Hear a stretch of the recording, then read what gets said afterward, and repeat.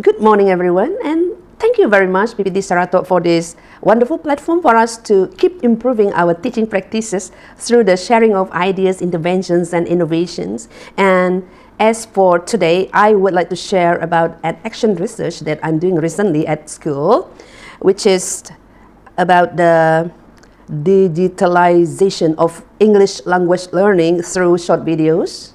Now everyone can write. So before we proceed, I want you to look at this quick video about what we are doing at school for these 4 months. They are coming from 5 long houses nearby. What you see there are the group of Year 4 pupils who can write at the beginning of the school year.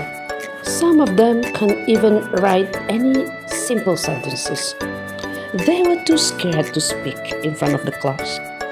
But with the gadgets in their hands, everything changed. They started to have the courage to speak on camera like their teacher. I began to see breakthrough after breakthrough. From practicing writing on the tablet while editing their own videos, they learn how to write on paper. From this to this, and this to this, we talk about how they may improve their writing. From writing simple sentences, from simple sentences to short paragraphs, from short paragraph to the longer ones. Now, everyone can write. Well, let's get into the issues that I was facing earlier in April after we had done our diagnostic test, writing diagnostic test. And based on the root cause analysis that I made, I found out that my students face 3 main problems. The first one is they are unable to write simple sentences. The second one, they are unable to produce a paragraph. And the third one, they are unable to organize ideas. As you can see, the red colored one, it shows that 3 of the students were unable to produce simple sentences in their writing. So based on the CAFR standard, they fell under pre-A1. And the yellow one is they are able to produce sentences but unable to produce a meaningful paragraph. Whereas the one in blue are those who can write simple sentences, a few sentences, a paragraph, but the main points were not organized appropriately. Yeah. And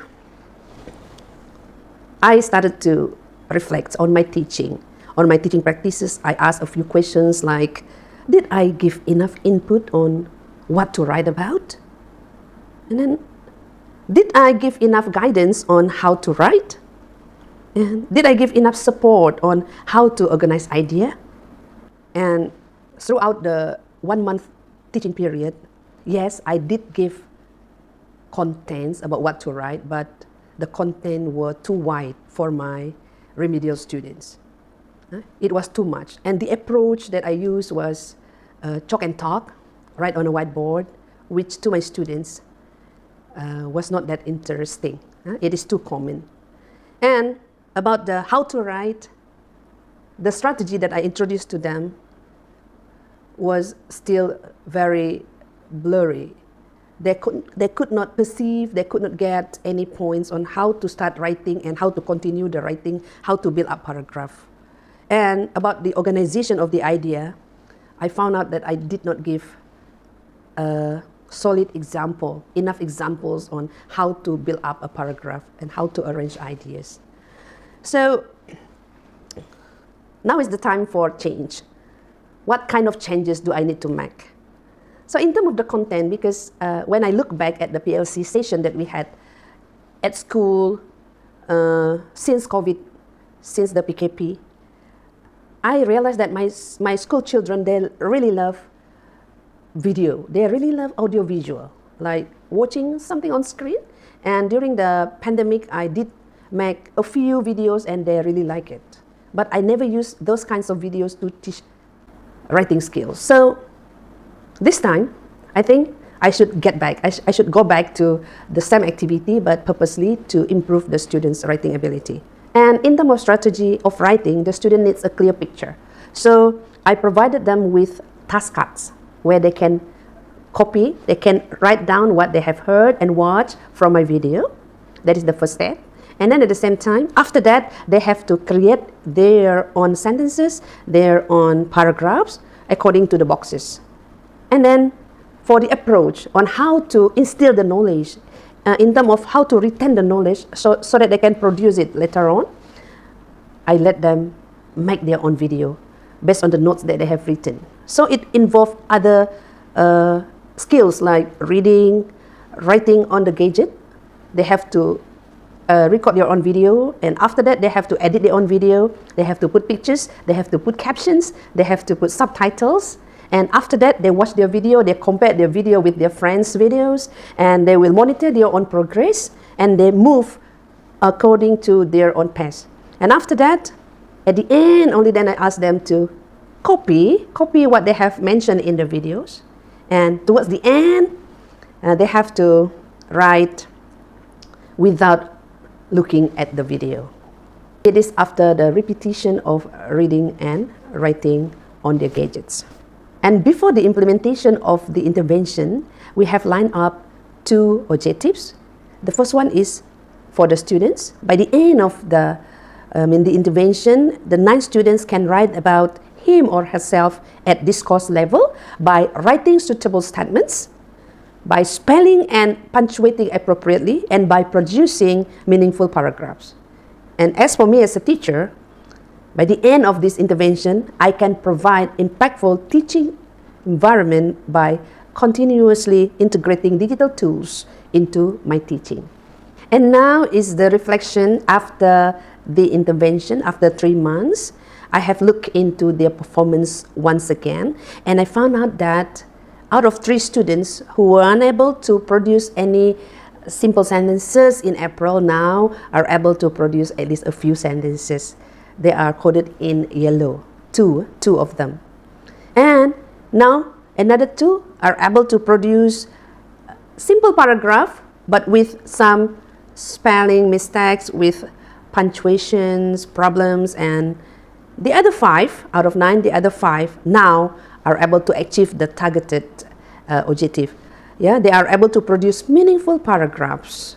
So even though not all the 9 students are able to achieve the target level, but at least they have progressed quite well. And the impact of this intervention on my students' achievement, now they are writing more confidently. Their writing ability is increased, and they are getting confidence in other skills, other learning skills like editing videos, like speaking skills. They are getting more confident speaking on camera, and they are able to present their work to me.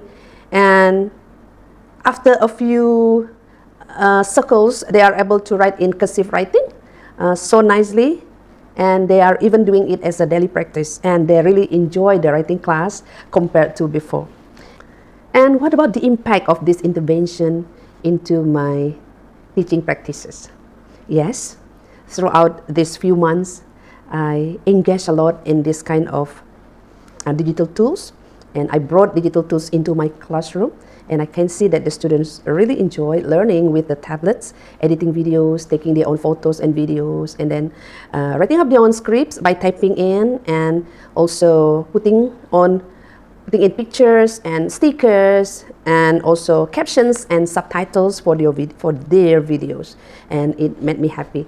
And I can see that I become more resilient now in facing the learning preferences of my students by providing them with the tools that they really like. And I call it as a continuous professional growth on my side. What's next? So in progress now, I am building up digital community among teachers. Those that I met during CELES in August, I presented this intervention, and I found a few teachers who are interested in building up their own videos, in making their own videos for teaching. I also learned from them, so I have one community, small community, for me to learn. And I'm planning to turn the intervention into an innovation after I have a few series of video for the students to learn at home. And the last one is producing student pioneers in producing lesson videos, because I can see the potential in my students. So with that, thank you very much.